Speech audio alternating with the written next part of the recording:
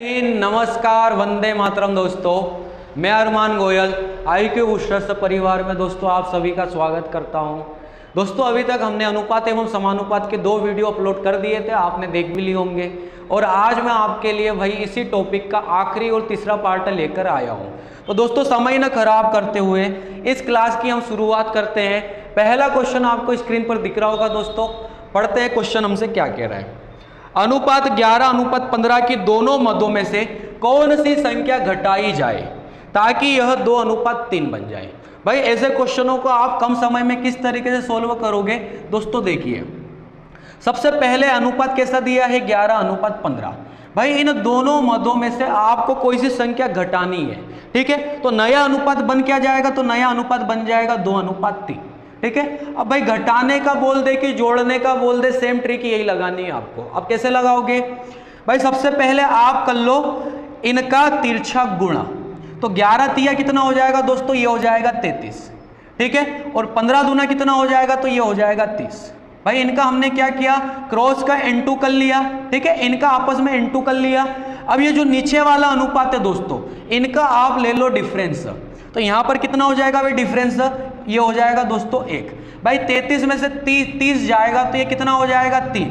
तो भाई 3 में जब आप 1 का भाग दोगे तो 3 ही आएगा। तो हम क्या बोल देंगे दोस्तों कि इन दोनों संख्याओं में से भाई जो भी रियल में मदे थी, ये तो अनुपात था, मतलब रियल में अगर आप 3 माइनस करो दोनों मदों में से, तो भाई ये नया अनुपात ये निकल के आ जाएगा। तो हमारा आंसर क्या हो जाएगा दोस्तों, हमारा आंसर हो जाएगा 3, ठीक है दोस्तों। भाई जोड़ने का भी सवाल रहे, जैसे इस क्वेश्चन में तो घटाने की बात हुई थी, अगर वो बोलता कि क्या जोड़ा जाए तब भी दोस्तों सेम प्रोसेस यही लगती है। यहाँ माइनस किया मैंने तो यहाँ पर भी माइनस, और भाई इनका जो अंतर लिया वो यहाँ पर भी लेना है, सेम प्रोसेस यही रहेगी दोस्तों, ठीक है। तो दोस्तों ये समझ में आ गया होगा आपको। अब अगले क्वेश्चन की तरफ बढ़ेंगे, ठीक। अब दोस्तों अगले क्वेश्चन में हमसे क्या कह रहा है, क्वेश्चन को आप पढ़िए। एक स्कूल में लड़कों और लड़कियों का अनुपात 3 अनुपात 2 है। 6 लड़कियां और आ जाए तो अनुपात 6 अनुपात 5 हो जाता है। स्कूल में लड़कों की संख्या क्या है। देखो दोस्तों सबसे पहले अनुपात क्या था, तो 3 अनुपात 2 था। अब भाई 6 लड़कियां और आ जाए, अब इसमें से ये 3 क्या हो गया, ये तो लड़का हो गया, और 2 क्या हो गई, लड़कियां हो गई। तो भाई 6 लड़कियां और आ जाए तो अनुपात कितना हो जाएगा, 6 अनुपात 5। भाई अनुपात के नीचे अनुपात रख दो। सिर्फ लड़कियां आ रही है तो हम क्या कर देंगे भाई, लड़कियों के साथ हम 6 भी रख देंगे। ये जो लड़कियां ये वो है दोस्तों, ठीक है। अनुपात के नीचे अनुपात रख दिया, भाई 6 लड़कियां आ गई। लड़कों की कोई बात नहीं हुई तो भाई यहां पर मैं लिख दूंगा 0। अब दोस्तों अब आप क्या करोगे यहां पर, भाई सबसे पहले इनका क्रॉस मल्टीप्लाई करना। तो ये कितना हो जाएगा 6 36, ठीक है। और फिर जब इनका गुणा करोगे 5 और 0 का, तो भाई ये 5 के साथ 0 का गुणा तो 0 ही रहेगा। अब दोस्तों अनुपातों का आप कर लो गुणा। भाई अनुपातों का गुणा करोगे तो 3 पंजे 15 और 6 दूना 12। तो 15 और 12 का भी दोस्तों आपको लेना है अंतर। भाई इधर अंतर कितना आ जाएगा, ऊपर अंतर आ जाएगा 36। 15 में से 12 जाएगा तो अंतर कितना आ जाएगा दोस्तों 3 से कैंसिल कर लो 36 को, तो ये कितनी बार कैंसिल होगा, 12 बार। अब लास्ट में दोस्तों हमसे क्वेश्चन में पूछा क्या गया है, स्कूल में लड़कों की संख्या क्या है। भाई लड़के कौन है, लड़के स्कूल में 3 थे, तो 12 का गुणा 3 के साथ कर दूंगा तो भाई 12 तिया कितना हो जाएगा 36। तो लड़कों की संख्या दोस्तों स्कूल में 36 है। किस ऑप्शन में दिख रहा है भाई, ऑप्शन नंबर डी में, ठीक है दोस्तों। तो इस क्वेश्चन को भी आप समझ पाए होंगे। भाई पहले क्वेश्चन की ट्रिक अलग थी, इस वाले क्वेश्चन की ट्रिक अलग थी, ठीक है। आपको यह ध्यान देना पड़ेगा। अब दोस्तों तीसरे क्वेश्चन की तरफ बढ़ेंगे।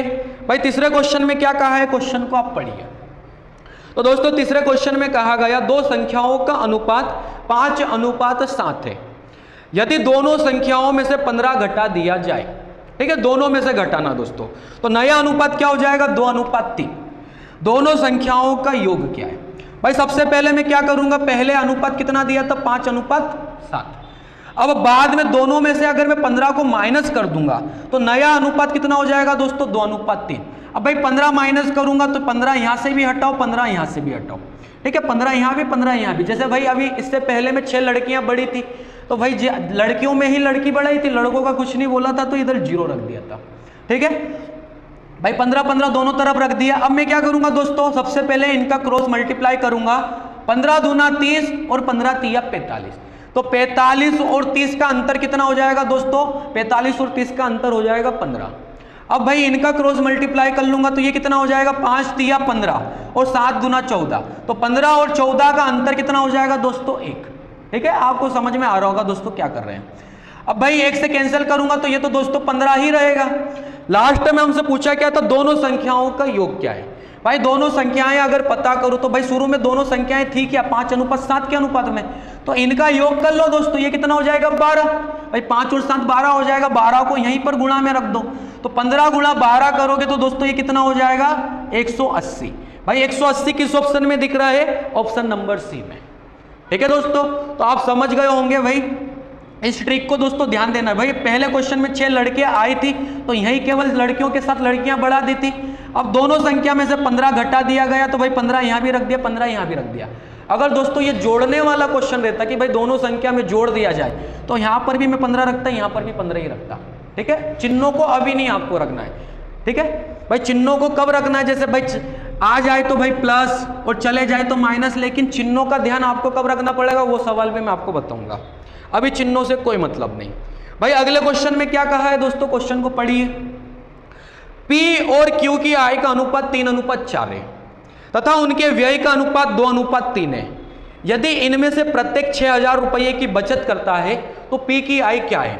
देखिए दोस्तों, भाई सबसे पहले P और Q की आय का अनुपात कितना दिया दोस्तों, तो आय का अनुपात दिया है 3:4। ठीक है, उसके बाद भाई व्यय का अनुपात कितना दिया, तो व्यय का अनुपात दिया है 2:3। अब अगर प्रत्येक 6000 रुपए की बचत करता है, भाई 6000 की बचत ये भी करेगा और 6000 रुपए की बचत ये भी करेगा, दोनों के साथ 6000 रुपए लिख दिया। अब मैं क्या करूंगा दोस्तों, इनका क्रॉस मल्टीप्लाई करूंगा तो ये कितना हो जाएगा, एक तरफ तो 12000 हो जाएगा और एक तरफ हो जाएगा 18000। तो 12000 और 18000 का जो अंतर आएगा वो कितना आएगा, तो 6000 आ जाएगा। ठीक है, अब इनका क्रॉस मल्टीप्लाई करूंगा दोस्तों तो ये कितना हो जाएगा भाई, 3 तिया 9 और 4 दूना 8, तो 9 और 8 का अंतर कितना हो जाएगा, तो दोस्तों ये हो जाएगा 1।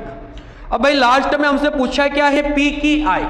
दोस्तों P की आय क्या है, P की आय है 3 को गुणा में रख दो तो 6 का गुणा भाई 3 के साथ होगा तो ये कितना हो जाएगा 18, और भाई 3 शून्य लग जाएगी 18000।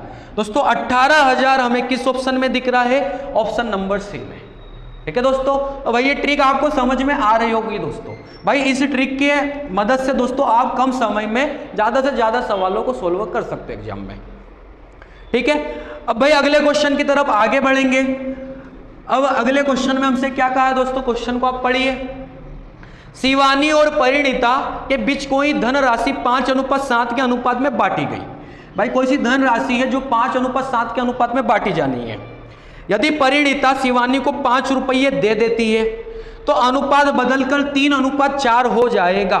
विभाजित की गई धनराशि क्या है। भाई शुरू में राशि कुछ ना कुछ विभाजित की थी, वो राशि क्या थी वो हमसे पूछा है। देखो दोस्तों, भाई एक तरफ लिख देता हूं शिवानी और एक तरफ क्या लिख दूंगा, परिणीता। अब बोला गया कि भाई राशि किस अनुपात में बांटी गई थी, 5:7 में। ठीक है, अब बाद में अनुपात कितना हो जाएगा, भाई 5 रुपए दे देगी तो 3:4 हो जाएगा। अब दोस्तों यहां ध्यान देना है आपको, परिणीता शिवानी को 5 रुपया देती है। ये जो परिणीता है वो शिवानी को 5 रुपया देगी, तो भाई इसके पास से 5 रुपया गया है, इसने इसको 5 रुपया दिया है, तो आप दोस्तों यहां पर आपको चिन्हों को भी रखना पड़ेगा। 5 रुपए इसके पास से माइनस हुए, लेकिन इसके पास 5 रुपए प्लस हुए। ठीक है, जब ये दोनों वैल्यू अलग अलग रहे ना कि भाई एक के पास से गया एक के पास आया, तो फिर चिन्हों को रखना जरूरी है। ठीक है दोस्तों, तो भाई 5 यहां से गया तो 5 यहां पर आया भी। ठीक, अब तरीका दोस्तों वही वाला, भाई इनका तिरछा गुणा करूंगा, इनका तिरछा गुणा क्या हो जाएगा, 3 5 15। तो भाई पहले प्लस वाले का गुणा कर लेता हूं, तो ये कितना हो जाएगा भाई 5 चौक 20, ये तो हो जाएगा दोस्तों प्लस का 20। अब माइनस का चिन्ह भाई, ठीक है माइनस भी तो करूंगा दोस्तों, 3 5 15, लेकिन ये माइनस का 15 आएगा, तो भाई ये कोष्टक के अंदर लिख दूंगा मैं माइनस का 15। ये माइनस तो वो जो दोस्तों हमारी ट्रिक कहते हैं कि भाई आपको माइनस करना है, लेकिन ये माइनस वो वाला जो इसके गुणा करने पर आया है। ठीक है, अब भाई अनुपातों का गुणा करूंगा तो 5 चौक 20 और 7 तिया 21, तो 20 और 21 का अंतर कितना हो जाएगा 1। अब दोस्तों यहां पर ये माइनस और माइनस का आपस में गुणा होके क्या बन जाएगा, प्लस का, तो हम इसे ये बोल सकते हैं कि 20 प्लस 15 और भाग में क्या है 1 है, तो 20 प्लस 15 कितना हो जाएगा दोस्तों, ये हो जाएगा भाई 35। ठीक है, ये 35 हो जाएगा। अब हमसे लास्ट में पूछा क्या गया दोस्तों, तो हमसे लास्ट में पूछा गया विभाजित की गई धनराशि क्या है। भाई शुरू में राशि विभाजित क्या की गई थी, 5 और 7 12 राशि विभाजित की गई थी, तो आप इसी में गुणा किसका कर दोगे दोस्तों, 12 का। भाई 35 के साथ आपको 12 का गुणा करना है, तो 35 के साथ 12 का गुणा करोगे तो 12 पंजे हो जाएगा भाई 60, 60 की तो 0 हाथ का आया 6, 12 तिया दोस्तों कितना हो जाएगा 36, 36 और 6 कितना हो जाएगा 42। तो भाई हमारा आंसर क्या आ जाएगा दोस्तों 420। अब दोस्तों 420 हमें किस ऑप्शन में दिख रहा है, तो 420 दोस्तों हमें ऑप्शन नंबर सी में दिख रहा है। ऑप्शन सी दोस्तों हमारा करेक्ट आंसर रहेगा। ठीक है दोस्तों, तो भाई चिन्हों का ध्यान कब रखना है दोस्तों, आप समझ गए होंगे आप। अब दोस्तों अगले क्वेश्चन की तरफ आगे बढ़ेंगे हम। क्वेश्चन में दोस्तों हमसे क्या कहा गया है, क्वेश्चन को पढ़ते हैं। संख्याओं 6, 7, 15, 17 में से प्रत्येक में कौन सी संख्या जोड़ने पर परिणामी संख्याएं समानुपाती हो जाए। देखो दोस्तों इस क्वेश्चन को आप किस तरीके से करोगे, भाई संख्याएं क्या क्या दी है, 6, 7, 15 और 17। दोस्तों ये आपको 4 संख्याएं दे दी, भाई इन प्रत्येक संख्या में मैं क्या जोड़ दूं कि समानुपाती हो जाए। अब समानुपाती का मतलब क्या होता है दोस्तों, वो भी मैं आपको समझाऊंगा। सबसे पहले इन सवालों को सोल्व कैसे किया जाता है उसके लिए मैं आपको एक ट्रिक बताता हूं दोस्तों। भाई सबसे पहले तो क्वेश्चन में जिस क्रम में आपको दिया उस क्रम में लिख लो। अब आप करो दोस्तों बाहर बाहर का सबसे पहले गुणा, तो बाहर बाहर गुणा करूंगा तो 17 6 कितना होता है दोस्तों 102।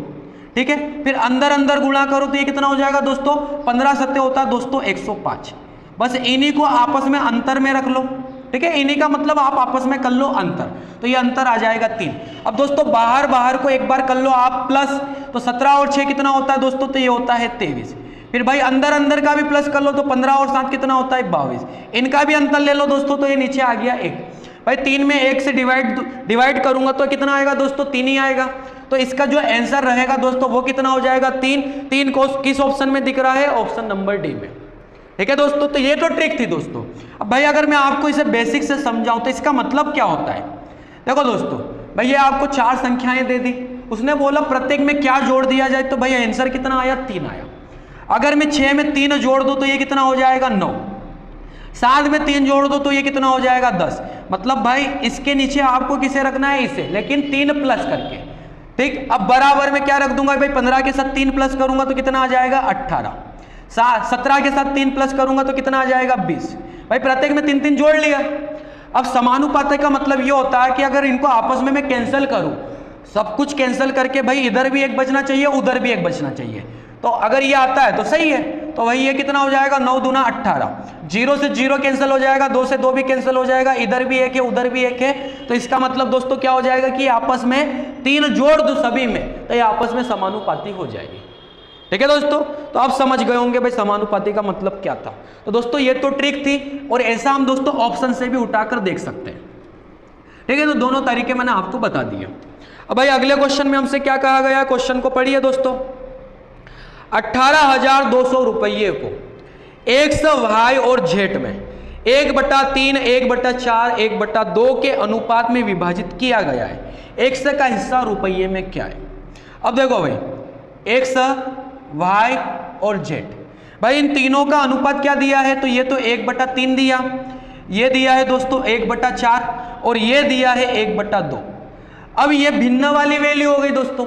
भिन्न वाली वैल्यू को सबसे पहले आपको एक सरल अनुपात में लाना पड़ेगा।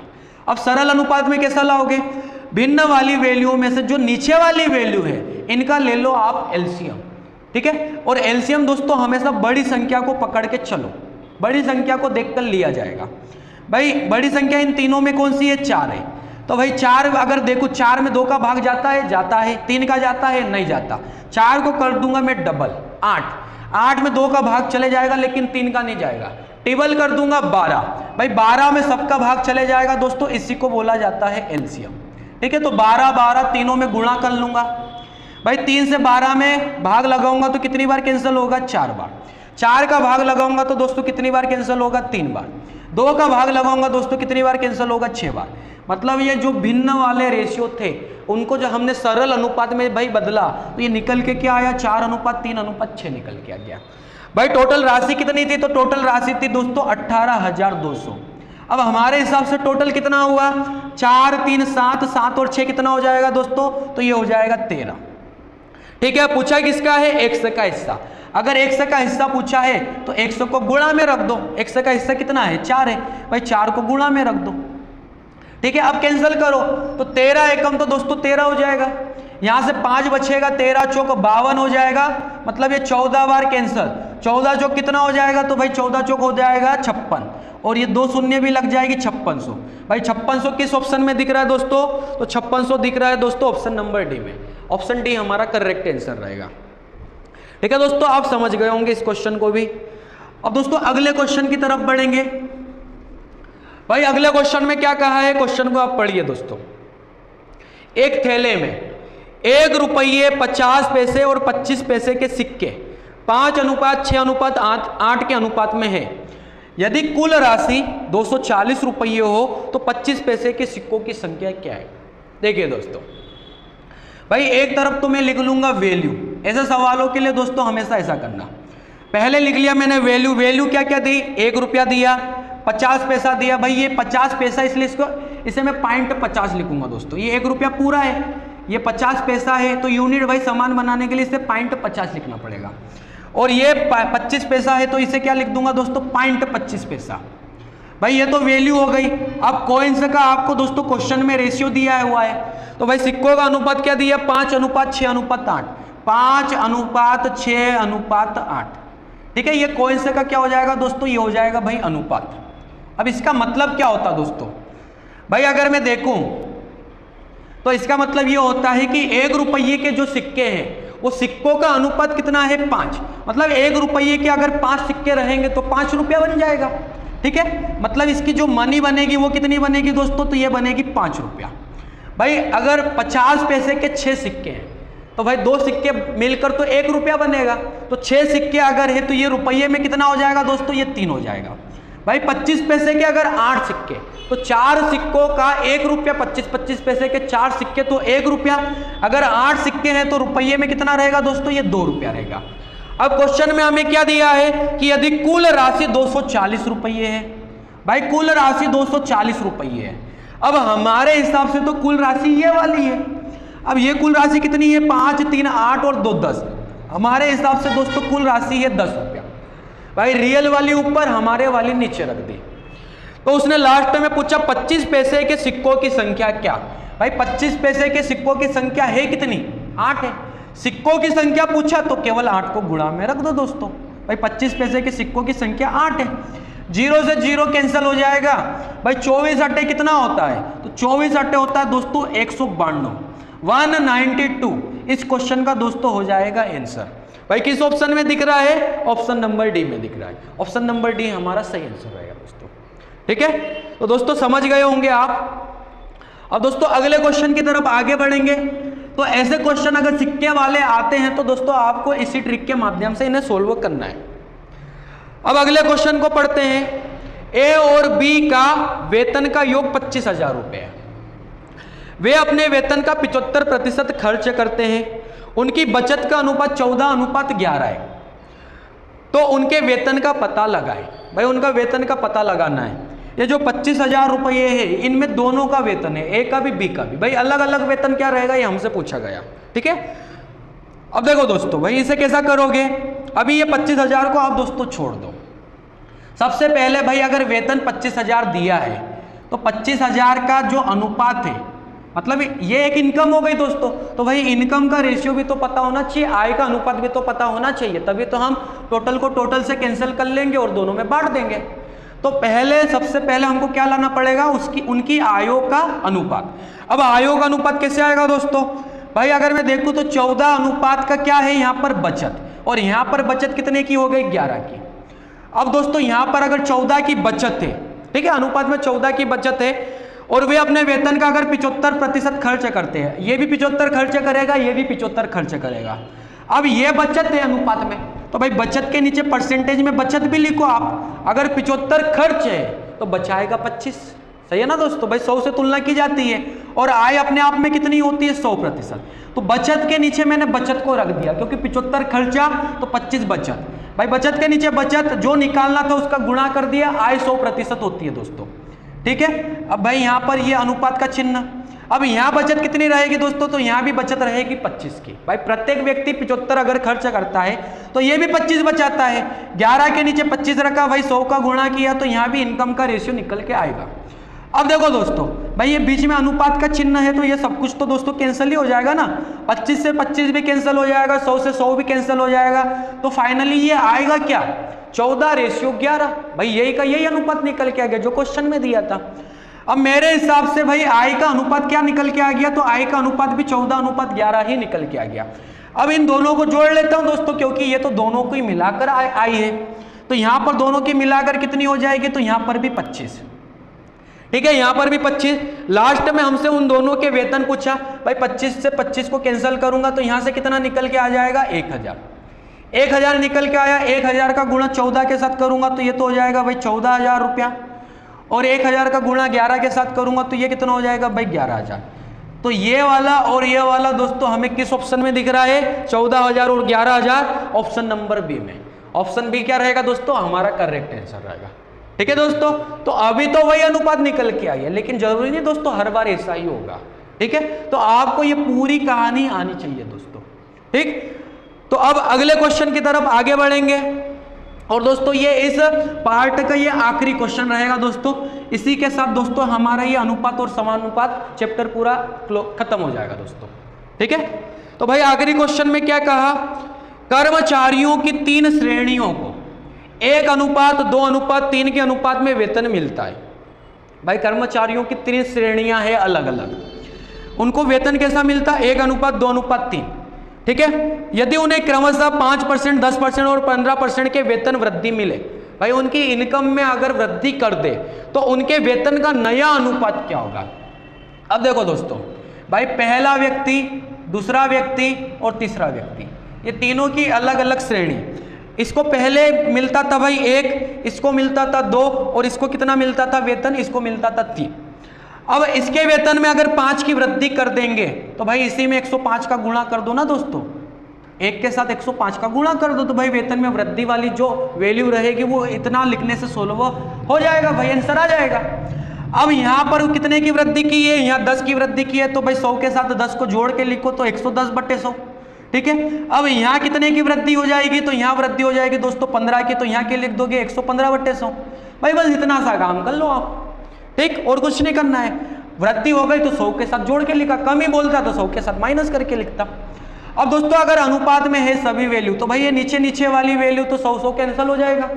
ठीक है, अब भाई इन्हें अगर कैंसिल करूं तो ये भी तो कैंसिल हो जाएगी दोस्तों। ये 5 से कितनी बार कैंसिल होता है, 21 बार।